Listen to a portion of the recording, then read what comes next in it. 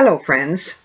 Here we are in our journey looking at the question, where can I go to find out what's ahead for our world? As I'm sure you're aware, the place we go is the Bible. And to find out what's ahead, we will continue looking at Jesus' teaching in the Olivet Discourse, found in Matthew chapter 24, Mark chapter 13, and Luke chapter 21. So far, we saw how Jesus warned his disciples, as well as all of us who read his teaching, that we are to be aware of those who falsely claim to be Jesus, and that there would be many of them. Of course, he also made it clear in Matthew 24, 26, and 27 that when he does return, there will be no confusion. The world will see him and know it is him. Today we're going to look at verses 6 through 8. So let me share them with you. You will hear of wars or revolutions and rumors of wars, but see to it that you are not alarmed. Such things must happen, but the end is still to come. Nations will rise against nations, and kingdoms against kingdoms. There will be famines and earthquakes in various places. All these are the beginning of birth pains. I was torn between looking at these verses separately, but as the closing to verse 8 says, all these are the beginning of birth pains, I've chosen to consider them as a whole. It's important to note as well that these things will happen, but the end is still to come. When I began this channel under the name of Good News in a World of Chaos, I believe the term world of chaos is pretty much what is described in these verses. And I don't know about you, but even though these types of events have been with us always, they seem to be escalating in numbers and intensity, much like birth pains escalate in number and intensity. I'm going to provide some recent statistics in each of these categories, and you can judge for yourself whether or not they may collectively be a sign that we need to be aware of. Take note as well the words used by Jesus. You will hear. In our generation, with the technology that we have available, news of such events is at our fingertips, if we are so inclined to listen. I tend to think, however, that we become numb to bad news and to chaos. Hence, let's see where we are in these areas that Jesus listed in this passage. First, wars or revolutions, as Luke points out, and rumors of wars. Again, I turned to Wikipedia and was shocked at the information I found relating to the list of ongoing present-day armed conflicts and the death tolls. In the years 2004 to and including 2019.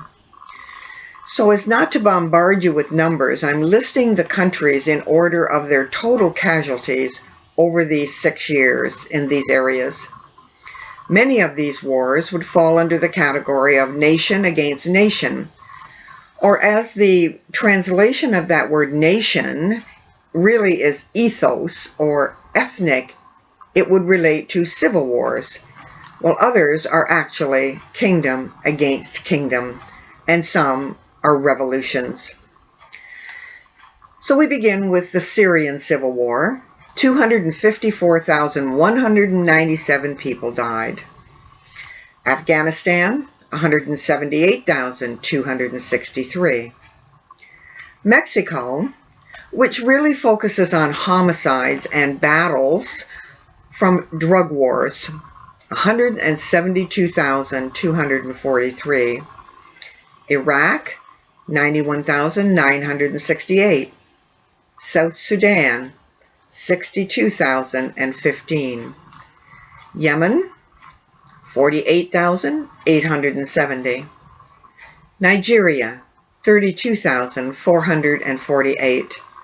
Somalia, 25,544. Sudan, 13,449. Pakistan, 13,221. Libya, 12,160. Ukraine, 10,017. Democratic Republic of Congo, 8,415. Saudi Arabia, 8,341. Egypt, 7,754. Myanmar, 7,581.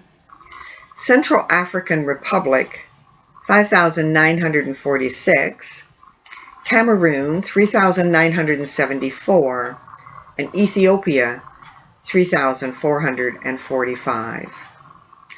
We also see that Turkey, India, Mali, Philippines, Colombia, and Thailand lost people to war, totaling over 8,500. Are you surprised at the number of wars going on in our world? Would you say this might be a sign? I found it interesting this morning as I was preparing my thoughts for this message that I opened up an email which I read every day from Michael Savage, and the title of the email was, "Does a series of mystery explosions inside Iran mean that the next big Middle East war is about to begin?" A rumor of war, to be sure. Along with this article, I've seen other rumors floating around involving China and India over a border dispute, North and South America, China and Hong Kong, China and Iran, and Israel, China and Russia, Venezuela's civil war, Pakistan and India, China and the United States over the South China Sea, and many possible revolutions in countries like Saudi Arabia and the United States of America. So not only do we see and hear about wars in 25 plus countries, but a number of possible wars on the horizon. In other words, rumors of wars. So now let's move along to the section that includes such things as great earthquakes, famines, and pestilences in various places. On the USGS website, I found the following information relating to the number of earthquakes worldwide from 2000 to 2019, listed in order of their magnitudes.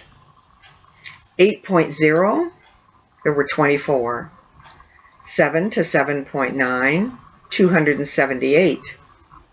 6 to 6.9, 2,768. 5 to 5.9, 32,133. Now you could track these quakes on a world map, but I think the mere number of them tells us, yes, they are escalating in frequency and strength. And those with magnitudes less than 5, there are thousands, and they seem to be happening all over the planet on a very regular basis these days. Now to look at famines. Here's a report that I find very frightening as it relates to the topic of famines in our world. While dealing with a COVID-19 pandemic, we are also on the brink of a hunger pandemic. David Beasley told the UN Security Council that there is a real danger that more people could potentially die from the economic impact of COVID-19 than from the virus itself. That 2020 would be a devastating year for numerous countries ravaged by the poverty of war, with 135 million people facing crisis levels of hunger or worse. Their updated projections nearly double that number.